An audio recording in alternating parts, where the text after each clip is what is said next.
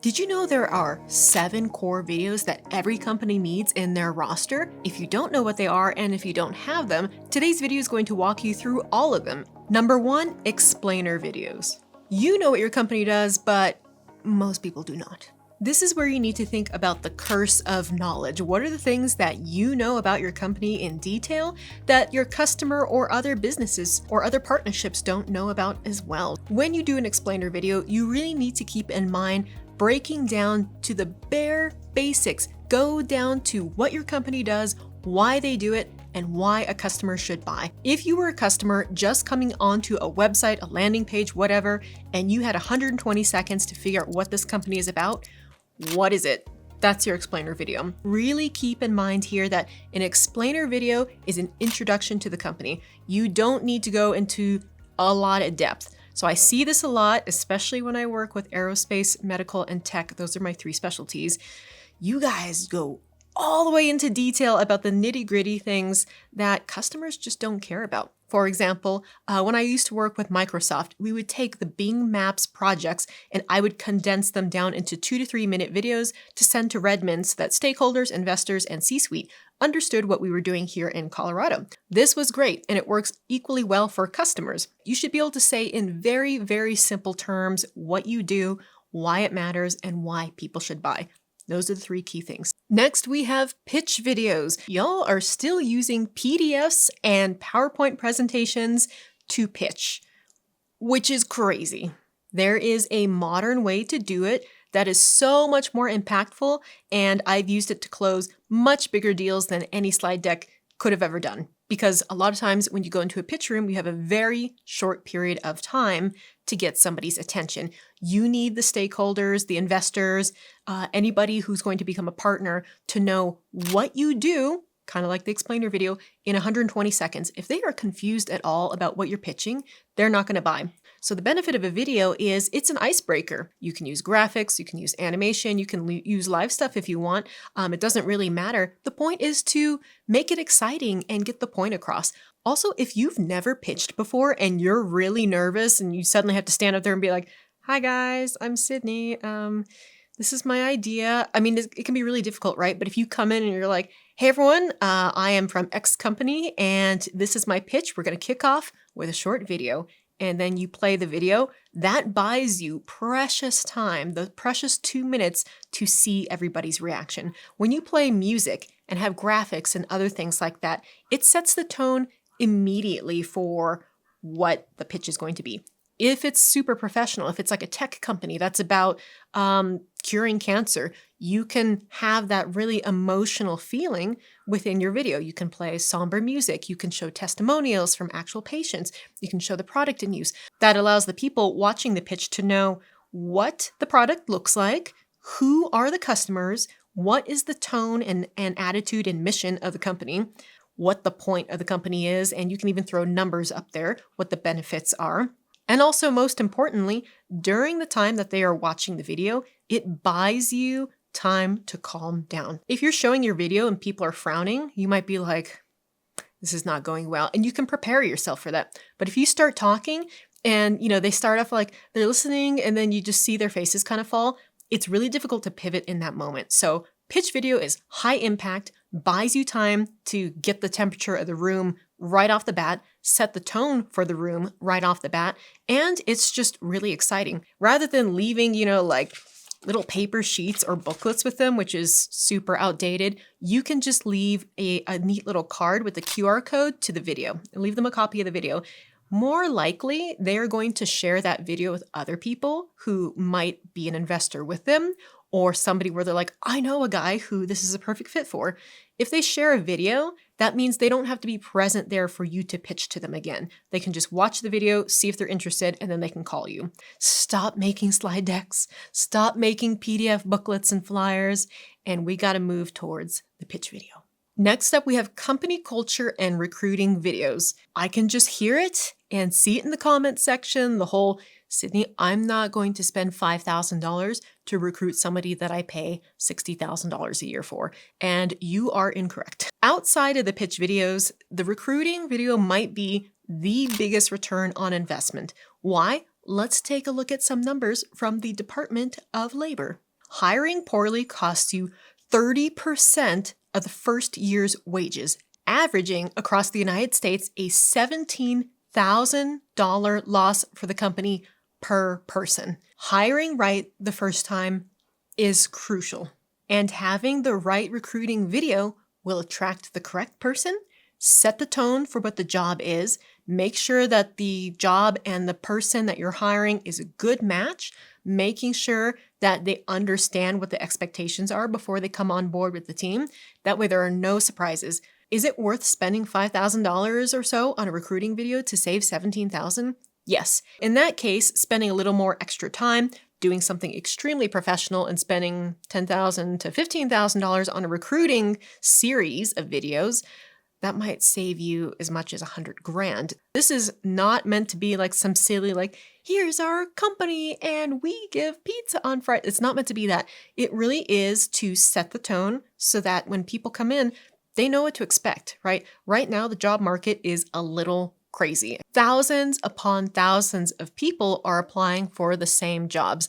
Think about how much time that's going to save your manager or your HR team in just sifting through all these resumes to figure out who's who.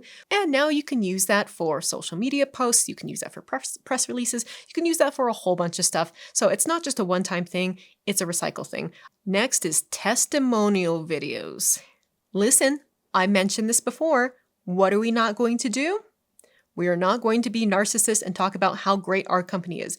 Nobody cares about that. It sounds kind of stupid where you're like, shouldn't we be talking about how great we are as a company? But this is actually the opposite of what you want to do. Here's where marketing teams go wrong. They think a testimonial video is like, here's our customer paid for their, response. And they sit there and they're like, XYZ company was really great and they did a good job of cleaning. Okay, we'll do landscape cleaning my yard.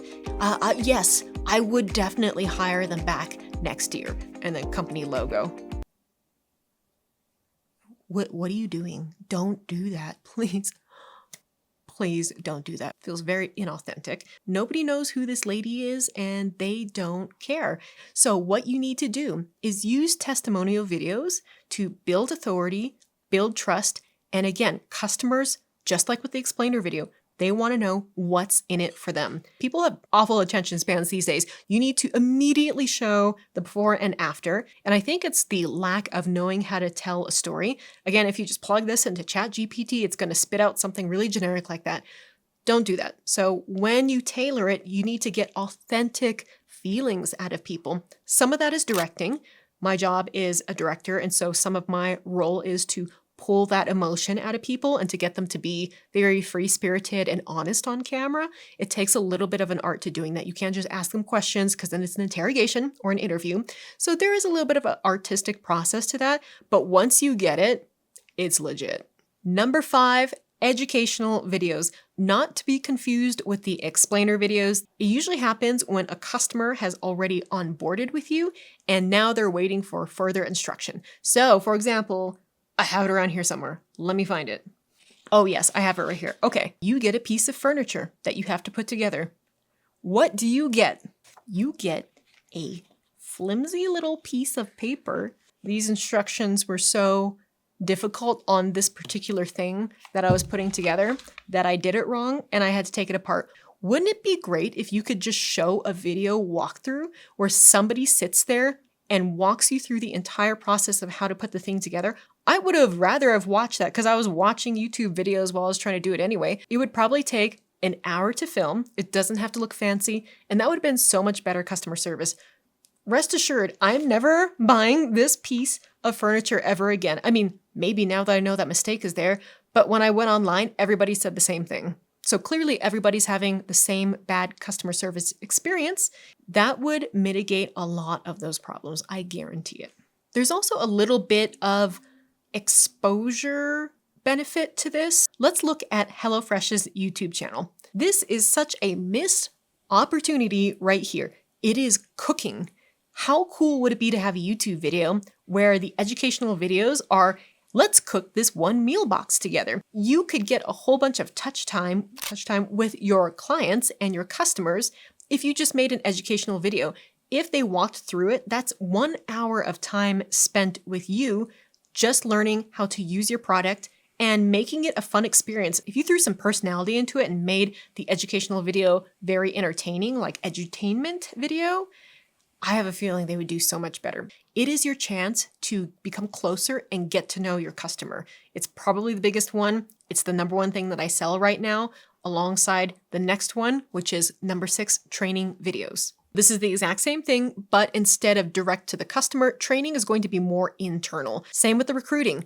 If you can attract the right person, you'll save money. If you can train the right person, you will save injury, product loss, very expensive mistakes. Think about with doctors or with medical. I have another client where we do compliancy training videos for continued education in medical. Those nurses, those PAs, all of them have to be kept up to speed on best practices and what is required by law in the medical field right now. So we're always doing ongoing training. Probably once a quarter, we're filming training videos there in the lab, showing exactly how to do it. And somebody is there saying, your gloves are put on wrong, or you need to use hand sanitizer here. We'll go back, we refilm it. It's great training for the person who is volunteering to be in the video, and it's great training for everybody who watches it, because sometimes you pick up on bad habits over time if you're comfortable in your job and you don't realize that you're doing those bad habits. So this is not necessarily for new people onboarding to teach them how to do their job, which is also great, but it's also for the senior people who've been there for a long time and they're like, I'm 10 years in this company, and yeah, I didn't realize that we were supposed to be doing it this way, or that there's a policy change, especially for bigger companies where maybe you just don't have that touch point with C-suite all the time. So this is your chance to do a company-wide broadcast of, hey, let's get everyone on the same page, because it's when you're not on the same page that companies lose money. Try and make those people's lives easier by introducing training videos. Inadequate training can lead to more injuries, loss of life, employee turnover, and overall revenue loss, averaging $13.5 million per 1,000 employees. Hold on. $13,500 in losses per employee. That's a lot. And what they found is just investing $1,500 per employee in training they tracked resulted in 24% more profit. It's like a no-brainer, right? The last one is number 7, webinars. This isn't necessarily just live streaming whatever. There is a full strategy to it, and part of that is lead funnel, more touch points with clients. It can be combined with educational training as well, right? This is a typical lead funnel, and it's something that you should be implementing. Now, here's the correct way to do a webinar. You should do something that's maybe like a workshop, or if you are just talking on camera in front of your living room, you need to have some energy, some gusto, and some personality, right? If you're just sitting there talking, they always talk like it's the end of the world, where they're like, can you imagine if you owned your own book publishing company? Let's take a look example of Michael. Michael started his own book publishing company and was not making any money and now makes $10,000 a month. Can you imagine a life like that? What would your life be like if you could do that? Let's take a look at Jamie. Jamie started her, and you're just like, what am I watching? Again, it feels kind of weird, like a weird testimonial video, instead of providing information and having some personality. But if you actually showed video during a webinar, I would actually have to watch the screen instead of just listening in doing dishes. Like, I would probably actually pay attention to the webinar. So the goal is to shoot a workshop or a webinar that's very engaging and very interesting. Somebody who does this really well is Chris Do. Chris Do shows his live workshops. He does a case study. Hey, we're going to take this person, we're going to audit their business, and I'm going to, in 60 minutes, turn around their business and tell them exactly what they need to do to start earning $10,000 a month. Super actionable. He's up there. He's got personality. He talks about this all the time, where it's like, do you know if that person has a spouse? Do you know where they live? Do you know small things about them? Do you know what they like and they don't like? So the point is to get people to know, like, and trust you. And webinars currently do such a bad job. They feel very formulaic. So get outside of that box and really make a killer webinar. Now, this might take a little bit of production, right? With Chris Do, he's got multiple cameras on him. He's got microphones, audio. He's got a live audience and a Zoom audience. And then he's got his whiteboards and other things. So it does take a little bit of production. But if you do it right, if you can film it with great cameras and bring in lighting and have a cool stage and location, you're going to be way, way, way better than every other unforgettable webinar out there, because they are incredibly forgettable. Doing this alone, especially if you're not a video expert, is tough. That's why people like me come in and help you do it, because video is a little more complicated. My dog just left because it's time for lunch, so I will see you in the next video. Bye!